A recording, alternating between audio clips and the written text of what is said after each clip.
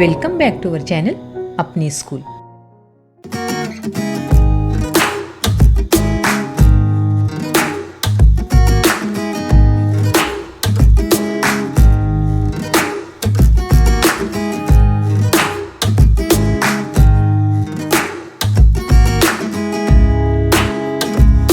अगर आपको आज का वीडियो पसंद आए तो प्लीज वीडियो को लाइक, शेयर और चैनल को सब्सक्राइब जरूर करें और हाँ, बेल आइकन को ऑन करना ना भूलें ताकि हमारे आने वाले वीडियो की नोटिफिकेशन सबसे पहले आप तक पहुंचे।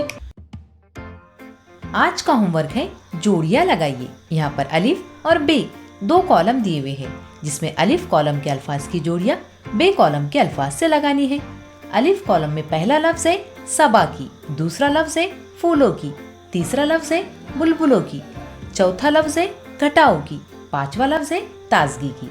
और बे कॉलम में पहला लफ्ज है यूरिश, दूसरा लफ्ज है तराविश, तीसरा लफ्ज है शादमानी, चौथा लफ्ज है शीरी बयानी और पांचवा लफ्ज है रवानी। मुनासिब जोड़ियां लगाने के लिए हमें जमात चाहरुम की सफ़ा नंबर 5 पर मौजूद हमद याद करनी होंगी, जिसका पहला मिसरा है ये चमन में सबा की रवानी। इसका मतलब ये हुआ सबा की इस लफ्ज के बाद आने वाला लफ्ज है रवानी, इसलिए सबा की जोड़ी लगेंगी रवानी से। उसी तरह दूसरा लफ्ज है फूलों की, तो हमद का मिसरा है सुर्ख फूलों की ये शादमानी, तो फूलों की इसकी जोड़ी लगेंगी शादमानी से। उसी तरह तीसरा लफ्ज है बुलबुलों की, यहाँ पर हमद का मिसरा है बुलबुलों की ये शीरी बयानी। बुलबुलों की इस लफ्ज के बाद आने वाला लफ्ज है शीरी बयानी, इसलिए बुलबुलों की जोड़ी लगेंगी शीरी बयानी से।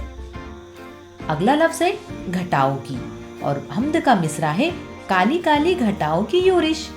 घटाओं की इसके बाद आने वाला लफ्ज है यूरिश, इसलिए घटाओं की इसकी जोड़ी लगेंगी यूरिश से।